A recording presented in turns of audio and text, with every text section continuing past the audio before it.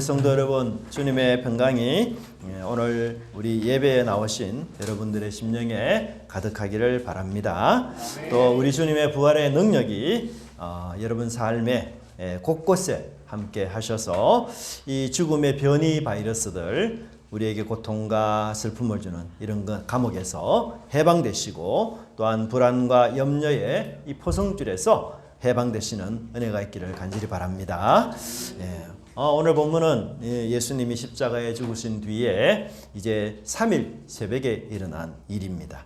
정말 너무 놀랍고도 너무너무 경이로운 새벽이고, 이 세상이 창조된 이후로 단 한 번도 일어났지 않았던 부활의 정말 놀라운 새벽이었고, 예수님께서 이 부활 생명으로 죽음을 정복하시고 온 우주의 왕으로 등극하는, 그야말로 인류 역사상 가장 위대한 승리의 날이다, 그렇게 말할 수가 있어요. 그런데 이 부활의 현장에 있는 사람들은 어떻습니까? 너무 혼란스럽습니다. 슬픔에 빠져 있습니다. 좌절과 낙심에 사로잡혀 있습니다. 본문에 등장하는 남자 제자들, 그리고 여제자 마리아는 기뻐하기는커녕 오히려 당황하고 뛰어다니고 절망하고 눈물을 흘리며 그렇게 울고 있는 모습을 보게 됩니다. 여러분, 심리학자 이 다니엘 사이먼스라는 사람이 아주 유명한 실험을 하나 했는데, 사람들에게 농구 패스의 횟수를 세어보라 하고서 이 골릴라로 분장한 사람들이 화면 중앙을 가로질러 가게 했어요. 참 이상한 일이죠. 그런데 사람들이 이 골릴라로 분장한 사람들을 보았을까요? 못 보았을까요? 절반 이상은 골릴라로 분장한 사람을 보지 못했다, 그렇게 이야기합니다. 왜 보지 못했을까요? 아니요, 분명히 이 우리 눈의 망막에는 골릴라 영상이 맺혀 있어요. 그런데 숫자 세기에 너무 몰입한 이 뇌가 그 정보를 불필요한 소음으로 간주해서 그냥 삭제해버리고 만 것이에요. 그래서 대부분의 사람들이 보지 못했습니다. 이것은 뭘 뜻할까요? 우리에게 어떤 감정, 그 분노, 슬픔, 집착, 이런 생각에 아주 깊이 빠져 있으면 우리 마음에 이 터널이 생겨버려요. 그래서 그 큰 터널 속에 들어가서 아주 좁아지는 그런 생각만을 하게 됩니다. 그래서 우리 주변에 있는 수많은 기회도 못 보고, 또 수많은 위로도 내가 느끼지 못하고, 심지어 아주 위험스러운 상황인데도 불구하고 인식하지 못하는 이런 현상이 일어나게 된다라고 말하고 있습니다. 오늘 본문의 마리아가 바로 이런 좁은 시야 터널에 갇혀 있었어요. 죽음은 끝이야. 그리고 이 두 제자들도 맹인이 되었습니다. 아니, 사람이 죽으면 끝이지. 그런데 그들이 분명한 표적을 보고서도 믿지 못했어요. 그렇습니다. 우리가 슬픔에 너무 깊이 빠져 있으면 진리가 보이지 않습니다. 예수님 말씀 들리지 않습니다. 절망에 사로잡혀 있으면 희망이 내 곁에 있어도 보지 못해요. 그래서 이 부활의 기쁨을 누리기는커녕 오히려 의심하고 좌절하고 절망하고, 그래서 실망의 골방으로 들어가는 모습들을 보게 됩니다. 하지만 놀랍게도 오늘 본문은 결코 절망으로 끝나지 않습니다. 텅 빈 무덤 앞에서 절규하고 절망하던 이 마리아에게 예수님은 만나주시고, 그 마리아의 이름을 부르심으로써 이제 이 마리아가 영광스러운 부활의 첫 증인이 되는 놀라운 역사를 하나님이 마리아의 인생 가운데 일으키셨어요. 하나님은 결코 우리를 홀로 버려두지 않으심을 믿으시기 바랍니다. 반드시 찾아오셔서 부활의 영광을 경험하게 하시고, 또 그 부활의 생명을 충분히 누리도록 하셔서 마침내 우리를 부활의 증인으로 그렇게 살도록 이끄시는 은혜를 꼭 믿으시기를 바랍니다. 첫 번째는 우리 표적을 보아도 믿지 못하는 두 제자를 보게 됩니다. 안식 후 이른 첫날 마리아가 아주 다급하게 제자들을 향해 소리를 칩니다. 누군가 주님의 시신을 훔쳐갔습니다. 무덤은 빈 곳이 되었습니다. 이 충격적인 말을 듣고 오늘 본문의 베드로와 다른 제자, 이 다른 제자는 요한을 뜻하고 있어요. 이 무덤을 향해서 전력 질주를 합니다. 둘이 같이 뛰었어요. 근데 누가 먼저 도착했을까요? 요한. 왜요? 요한이 아마도 좀 젊었을 것 같아요. 그래서 요한이 먼저 도착했습니다. 근데 요한은 굉장히 성격이 좀 세심한 사람이거든요. 근데 이 무덤 안에 들어가기를 주저하고 이게 참 무덤에 서성거리고만 있었어요. 근데 잠시 후 이제 베드로가 헐떡이면서 도착했는데 여러분 베드로는 어떤 성격입니까? 그냥 다혈질이잖아요. 질러 놓고 보자. 행동주의입니다. 그래서 이 베드로는 아주 망설이지도 않고 곧바로 무덤 속으로 쑥 들어갑니다. 근데 그곳에서 굉장히 놀라운 현상을 베드로가 봅니다. 자, 거기 보니까 6절에 세마포가 놓여 있고 머리에 샀던 수건은 세마포와 함께 놓이지 않고 딴 곳에 샀던 대로 놓여 있더라. 여러분 유대인들은 장례식을 하면 죽은 사람을 이렇게 시체로 천으로 둘둘 말아서 이렇게 동굴에 안치합니다. 여기 시체가 놓여있다 이 말은 여러분 시체가 가지런히 이렇게 정리되어 있다 이런 뜻이 전혀 아닙니다. 여러분 세마포가 풀어진 상태가 아니고요. 세마포의 형태는 그대로 유지하고 그 안에 있는 시체만 쏙 빠진 상태를 뜻하고 있어요. 놀랍죠? 매미가 마치 허물을 벗고 나간 형태와 굉장히 유사합니다. 그래서 우리가 이 예수님의 그 부활 장면에 대한 그림을 보면 예수님이 부활을 했는데 이 수의 같은 경우 천을 그냥 아무렇게나 팽개치고 이렇게 나간 것으로 이렇게 그리고 있는데 전혀 아닙니다. 여러분 이게 누에 꼬치처럼 이렇게 뚫뚫 말았던 이 천을 예수님은 그대로 놔두시고 여기에 몸만 싹 빠져나간 거예요. 그 상태를 지금 이야기하고, 그리고 이렇게 지금, 요 누에 고치처럼 이렇게 선을 뚫뚫 말았을 때 몸만 쫙 빠져나가면 이 천이 딱 납작 엎드러지겠죠. 그죠? 지금 요 상태를 지금 이야기하고 있어요. 예. 그래서 흥크러진 게 전혀 아닙니다. 근데 여러분 이것은 요한복음 11장에서 또다시 소생한 사람이 있죠. 누굽니까? 나사로의 소생과는 굉장히 다른 모습입니다.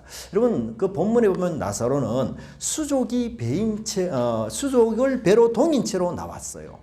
예, 그래서 배에 갇혀 마치 누에 꼬치처럼 이렇게 똘똘 마른 상태에서 이렇게 나왔거든요. 예, 그래서 이 나사로의 소생은 몸이 완전히 부활하는 새로운 몸으로 변화하는 그런 부활이 전혀 아니에요.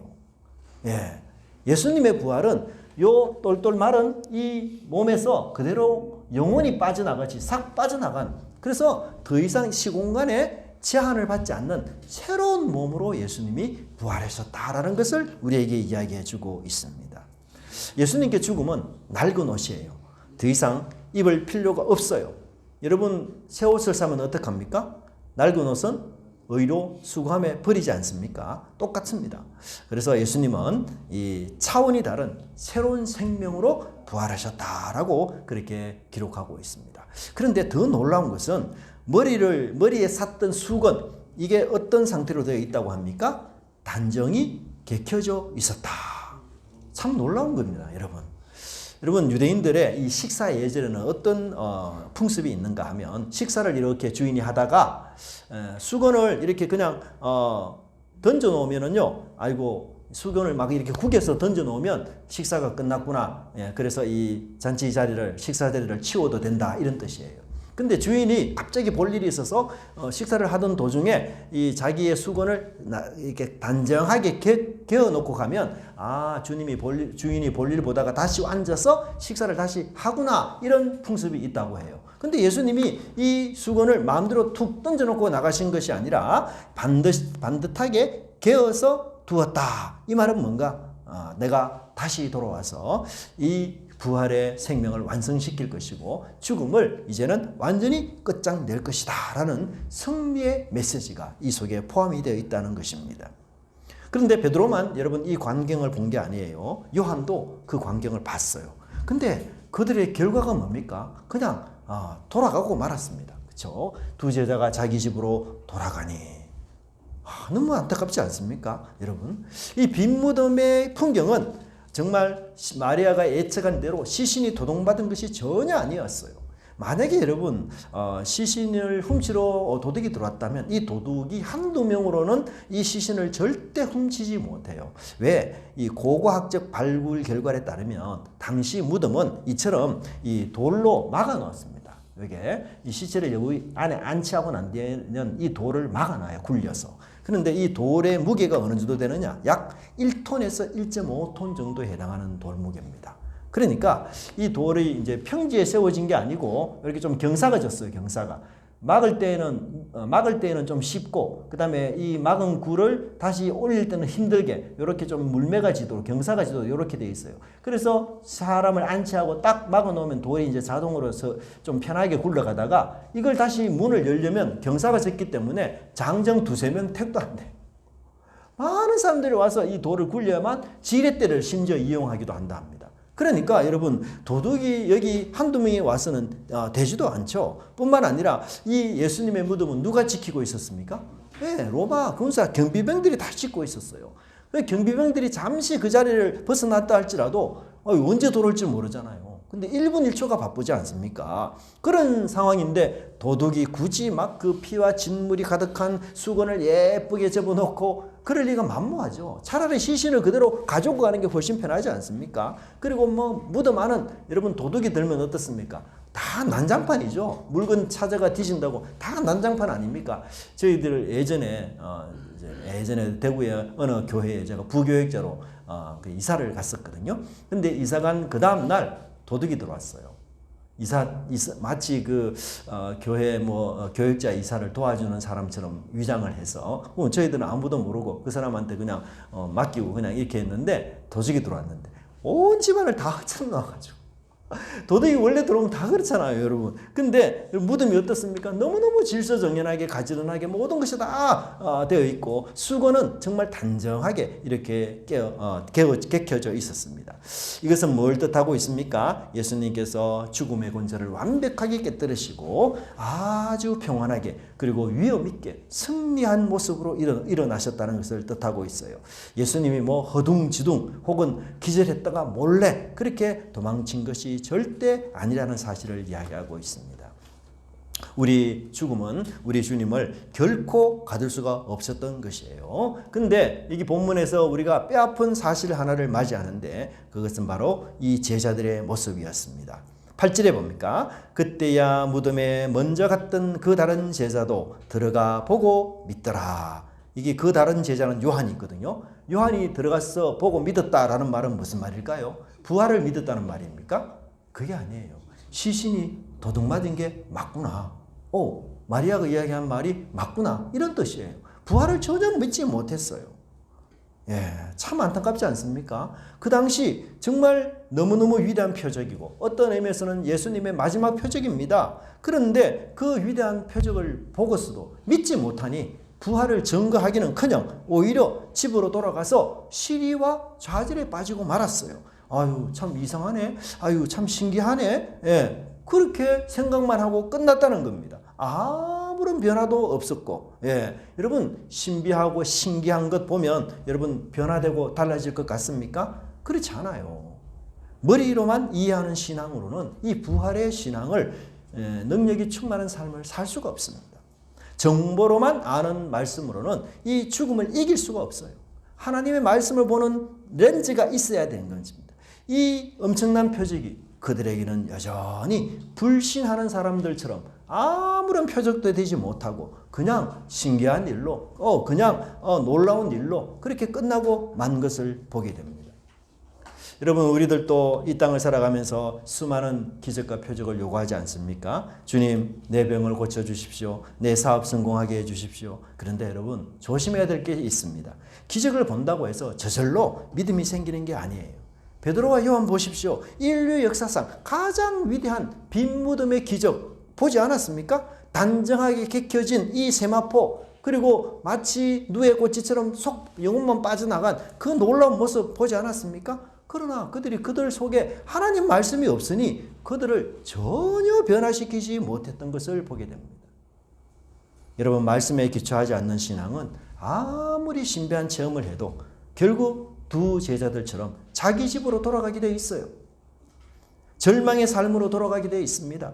옛사람의 습관대로 살기 마련입니다. 내 생각, 내 경험이라는 이 낡은 집으로 무력하게 돌아가 버리고 마는 것입니다. 여러분들에게는 이 말씀의 렌즈가 과연 있습니까? 내 삶에 일어나는 여러 많은 크고 작은 일들, 이것을 하나님의 뜻과 말씀으로 해석해내는 그 영적인 시력이 우리에게 있느냐 그 말입니다. 여러분, 표적이 정말 표적으로 되게 만드는 힘은 말씀에 기록된 말씀을 깨달을 때 있다는 사실을 꼭 기억하시기 바랍니다. 그래서 여러분 매일 말씀을 들으시고 매일 말씀을 펴서 읽으시기를 바람직히 바랍니다. 여러분, 우리 교회에서 매일 성경으로 우리 묵상하는 교회로 이렇게 우리가 표를 내걸고 하는데 꼭 집에 가셔서 매일매일 작은 그렇게 길지 않는 말씀이지만 그럼에도 말씀을 읽고 깨닫고 내 삶 속에 날마다 그 말씀이 이루어지는 것을 경험하고 체험하는 저와 여러분이 되기를 간절히 바랍니다. 여러분은 정말 매일을 기적을 경험하는 부활의 생명으로 가득 찬지, 아니면 예수님께서 그렇게 보여주고 그렇게 들려주어도 아무 깨달음도 없이 그냥 두 제자들처럼 절망의 집으로 낙심하고 또 포기하는 집으로 다시 돌아가고 있지 않는지 이 시간 우리 자신을 가만히 살펴보시면 좋겠습니다. 자, 두 번째는 새로운 언약궤가 되신 예수님이에요. 두 제자는 그냥 무덤을 확인하고는 집으로 곧장 돌아가 버리고 말았습니다. 그러나 이 막달라 마리아는 도저히 돌아갈 수 없었어요. 그래서 그녀는 빈 무덤 밖에 쪼그려 앉아서 하염없이 울고 통곡하면서 우리 주님 시신 없어졌는데 누가 가져갔을까? 그리고는 다시 내가 잘못 본 거 아닐까 싶어서 또 구부려서 무덤 안을 들여다보았습니다. 그런데 두 번째로 이 마리아가 구부려서 무덤 안을 들여다보았을 때 너무너무 놀라운 현상이 일어났습니다. 12절의 말씀 한번 같이 읽어볼까요? 시작. 흰 옷 입은 두 천사가 예수의 시체에 누웠던 곳에 하나는 머리편에 하나는 발편에 앉았더라. 여러분, 좀 요한이 왜 이 천사의 배치 이렇게 정확하게 기록할까요? 천사가 지금 어디 앉아있다고 합니까? 머리와 발편, 이쪽 끝과 저쪽 끝에 앉아있다. 아니, 요한은 이 천사의 위치를 왜 이렇게 구체적으로 자세하게, 그냥 천사가 두 명 있다 이렇게 말해도 되는데 왜 예수님이 시신이 누웠던 머리 쪽과 발끝에 이쪽 끝과 저쪽 끝에 이렇게 앉아있다라고 왜 묘사할까요? 뭘 위해서? 그것은 바로 구약 성경의 언약궤를 위한 것이에요. 여러분, 언약궤 아시죠? 이 언약궤가 어떤 형태로 되어 있습니까? 바로 이 네모난 상자의 이쪽 끝과 저쪽 끝에 천사가 마주보고 있는 형태가 바로 언약궤입니다. 여러분, 성전의 아주 핵심적인 가장 중요한 장소가 바로 지성소입니다. 이 지성소에는 하나님이 계시는 안방과 같은 곳이에요. 그래서 이곳에 있는 상징적인 물건이 뭐죠? 바로 언약궤입니다. 이 언약궤는 하나님의 임재를 뜻해요. 하나님이 계시는 안방입니다. 근데 이 언약궤 모양이 바로 양쪽에 두 천사가 이렇게 앉아서 나란히 그리고는 마주보는 그런 형태예요. 아니, 근데 두 명의 천사가 언약궤 위와 아래에 위치하듯이 역시 두 명의 천사가 예수님이 시신이 있었던 어디요? 머리와 발편에 앉아 있다는 사실이에요. 이건 뭘 뜻하고 있습니까? 바로 예수님의 무덤은 언약궤가 놓여 있는 지성소다. 이걸 지금 이야기하고 있어요. 부활하신 예수님은 걸어 다니시는 언약궤다. 예수님을 통해서 이제 하나님의 임재가 임한다. 그것을 이야기하고 있습니다. 여러분, 구약에서 가장 부정한 장소가 어디입니까? 무덤이에요. 무덤.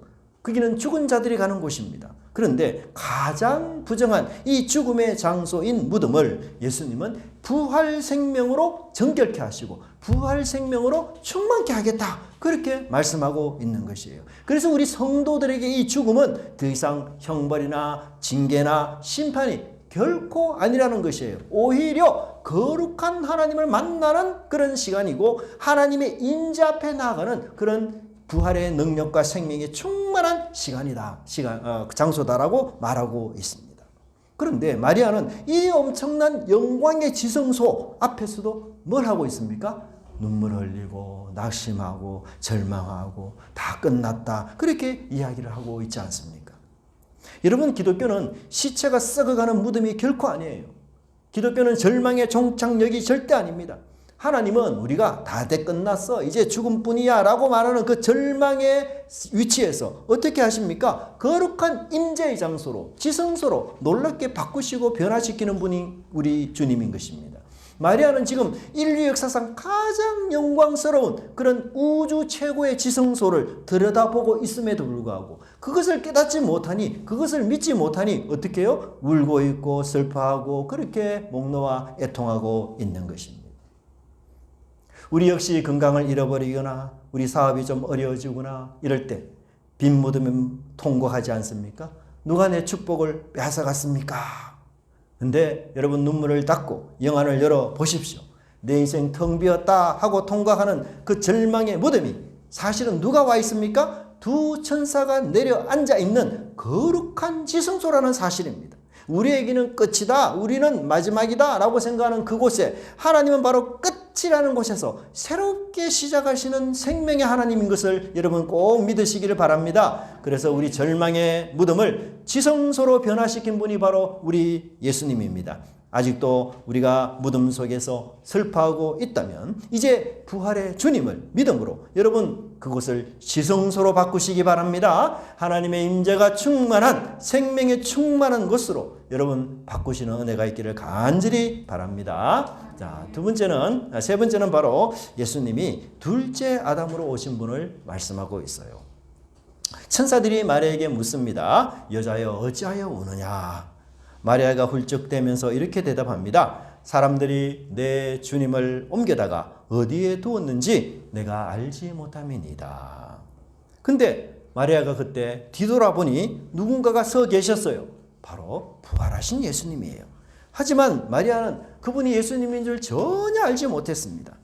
예수님이 이제 직접 마리아에게 다가와 이렇게 묻습니다. 여자여 어찌하여 울며 누구를 찾느냐? 그때 마리아는 그 남자를 무덤을 관리하는 동산지기로 착각을 합니다. 그래서 이렇게 이야기하고 있죠. 15절 말씀. 마리아는 그가 동산지기인 줄 알고 이르되 주여 당신이 옮겼거든 어디에 두었는지 내게 이르소서. 여러분 마리아는 정말 예수님을 너무 사랑했던 여인이었어요. 그러니 그 캄캄한 새벽에 그죠? 무덤을 찾아갈 만큼 정말 예수님을 대단히 사랑하고 죽을 수도 잊지 못해서 그렇게 그 무덤의 현장까지 이 마리아가 찾아갔지 않습니까? 그런데도 부활하신 바로 등 뒤에 계신 예수님을 전혀 알지 못하고 자신에게 말을 건네는 이 예수님을 전혀 알지 못했어요. 그렇습니다. 슬픔과 눈물이 가득 차게 되면 우리가 그 예수님을 발견할 수가 없어요.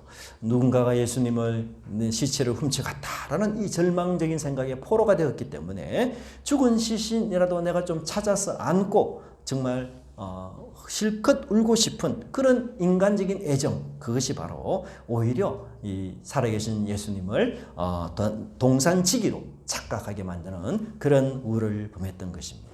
그런데 여러분 여기 마리아가 예수님을 동산지기로 착각한 것은 요한의 놀라운 신학적이고 문학적인 메시지가 숨어 있어요. 그게 뭔가 하면 바로 예수님은 둘째 아담이다 라는 것을 우리에게 말해주고 있습니다.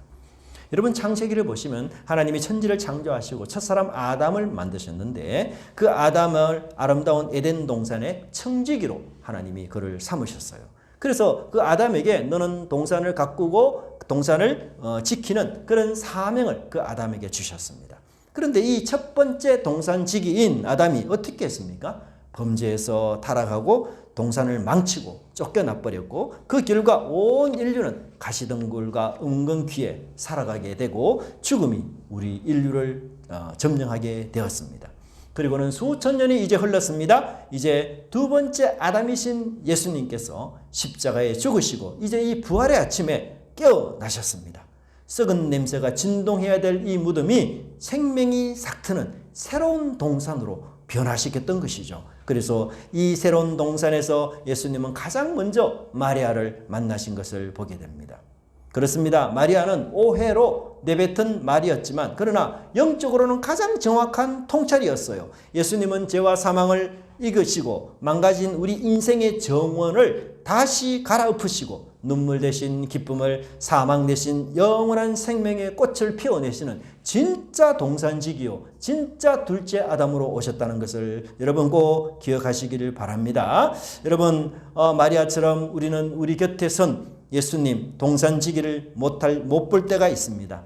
내 인생의 빈 무덤 앞에 쪼그려 앉아 통곡할 때에 가정에 어려움이 생겨 또는 건강이 나빠졌을 때 하나님 도대체 어디 계십니까? 왜 나를 버리셨습니까? 이렇게 하며 하나님께 원망하지 않습니까? 사랑하는 우리 성도 여러분, 절망의 눈물을 우리 눈앞에 가리도록 더 이상 내버려 두지 마십시오. 바로 내 등 뒤에 망가진 내 인생의 정원을 다시 아름답게 가꾸기 위해 서 계신 참된 동산지기이신 예수님이 계신다는 사실을 꼭 기억하시기 바랍니다. 여러분, 인생이 비록 잡초와 엉겅퀴로 엉망이 되고 내 삶이 차가운 무덤처럼 차갑게 식어버렸다 할지라도 이제 고개를 들으시고 이제 눈물을 닦으십시오. 예수님은 결코 우리를 고아처럼 버려두지 않는다라고 약속하지 않습니까? 주님은 은혜의 전지 가위를 들고 내 모난 성품을 다듬고 그리고 사랑의 물 뿌리개로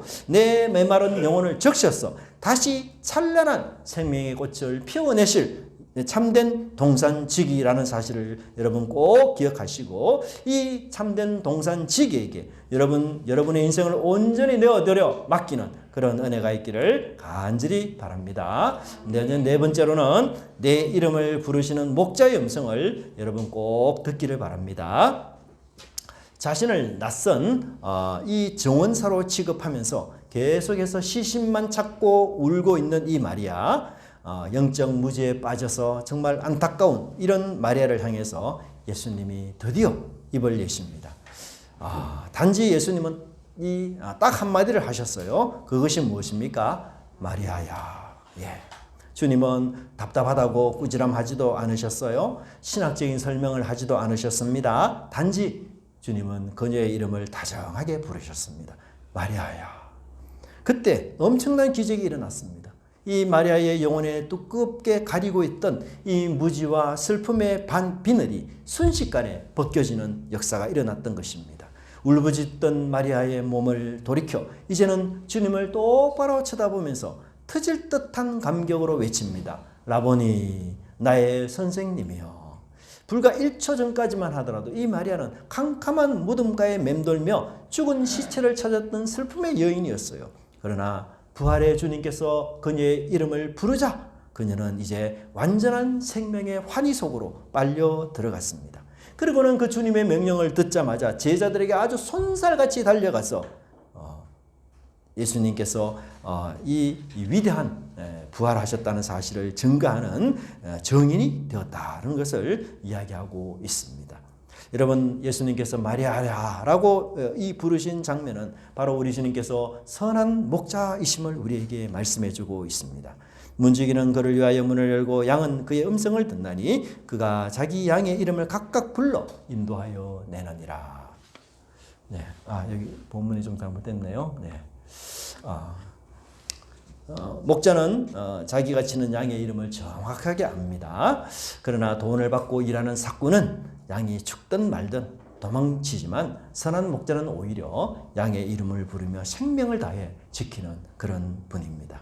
예수님은 죽음의 권세를 깨뜨리신 만왕의 왕이시지만 그러나 동시에 길을 잃고 우는 한 마리 잃어버린 양 이름을 정확히 아시고 친히 불러주시는 위대하시고 선한 목자라는 사실을 여러분 꼭 기억하시기 바랍니다. 우주 만물을 창조하신 우리 하나님, 그런데 우리는 어떻습니까? 먼지보다도 더 작고 벌레보다도 못한 우리 아닙니까? 그런데 그 이름을 아시고 친히 다가와서 우리의 이름을 다정하게 불러주시는 이 사건, 이것이야말로 기독교가 말하는 구원의 놀라운 사건입니다. 마리아야 라는 이 부르심에 마리아는 내가 이제 주를 보았나이다 라고 고백하면서 부활의 산 증인으로서의 새로운 삶이 시작되었던 것을 보게 됩니다. 정말 스스로는 도저히 깨달을 수 없었던 이 부활의 신비를 우리 주님께서 그녀의 이름을 불러주심으로 단번에 깨달았던 것, 이것이 부활이 우리에게 주는 최고의 선물이라는 사실을 꼭 기억하시기 바랍니다. 사랑하는 성도 여러분, 현대 사회는 우리를 어떻게 대우하고 있습니까? 세상은 거의 우리 이름을 부르지 않아요. 회사에 가면 직급이나 사본으로 우리 이름을 부릅니다. 은행에 가면 나의 가치를 신용 등급이나 통장 잔고로 그렇게 인식합니다. 학교에서 아이들은 등수와 성적으로만 불러지고 있습니다. 우리는 이 세상 속에서 소모품처럼 그렇게 취급받으며 살아갑니다. 그래서 수많은 사람들이 군중 속에 둘러싸여 있으면서도 철저하게 고독하고 외롭고 그렇게 살아가는 것입니다. 그러나 우리 하나님은 다릅니다. 하나님은 절대로 여러분을 어이 혹은 저기요 이렇게 부르지 않으십니다. 십자가에서 살을 찢어 피를 흘려 죽으신 우리 창조자 하나님께서는 우리의 이름, 여러분의 이름을 정확하게 아시고 그리고 애타게 부르시는 분이라는 것을 꼭 기억하시기 바랍니다. 세상은 아픈 사람, 절망에 처한 사람, 좌절에 빠진 사람 손절합니다. 그 투명한 인간 취급합니다. 하지만 우리 주님은 자기 양을 찾아 그의 이름을 따뜻하게 불러주시면서 그 절망과 좌절의 현장에서 부활의 생명의 능력으로 다시 한번 일어서기를 원하고 계십니다. 너는 왜 지금 그렇게 울고 있느냐? 네가 얼마나 아픈지 내가 다 안다. 남몰래 흘린 내 눈물 내가 다 안다. 찢겨지고 상처받은 것 내가 다 안다. 아픔과 고통을 주는 이 사망의 권세를 내가 다 깨뜨렸단다. 그리고 지금 부활하고 살아서 바로 내 옆에 내 곁에 서 있는단다. 이 음성을 들어야만 우리가 살아갈 수가 있는 것입니다. 나를 깎아내리고 비난하는 세상의 소리 여러분 귀 막으시기 바랍니다. 나를 짓밟는 이 세상의 차가운 평가 소리에 더 이상 여러분 귀를 기울이지 마십시오. 세상은 나를 다 알지 못해요. 나도 나를 다 알지 못하지 않습니까? 나를 다 아시는 분은 누굽니까? 하나님이시오. 예수님만이 나를 온전히 다 아시어요. 여러분을 향해 마리아야 부르셨던 그 따뜻하고 거룩한 목자의 음성을 여러분 날마다 들으시고 힘을 내시기를 간절히 바랍니다. 주님이 내 이름을 불러주실 그때 이제 내 인생은 꽁꽁 얼려버렸던 이 지독한 겨울은 끝이 나고 바로 죽어가는 영적 세포가 다시 살아나는 찬란한 영적 봄날이 시작됨을 반드시 깨달으시기 바랍니다. 그래서 그 슬픔의 자리에서 일어나서 눈물을 닦고 마리아처럼 저 험한 세상을 힘차게 달려가면서 내가 부활의 주님을 만났다. 살아계신 예수님 오늘 내 이름을 불러주셨다라고 외치는 그 은혜가 있기를 간절히 바랍니다. 그래 여러분 이번 주간의 삶 속에서도 이 사망의 권세를 깨뜨리고 당당한 부활의 증거자로서 그리고 위대한 승리자로서 살아가는 복되고 영광스러운 우리 하나님의 자녀들이 되시기를 간절히 바랍니다. 기도하겠습니다. 죽음의 권세를 이기시고 찬란한 생명으로 부활하신 전능하신 우리 하나님 아버지, 빈 무덤의 캄캄한 절망 앞에서 우리는 시신을 도둑맞았다고 통곡했던 마리아처럼 말씀의 렌즈가 없어서 표적을 보고서도 집으로 허무하게 돌아간 두 제자들처럼 바로 이들이 우리의 영적인 민낯이었음을 고백합니다.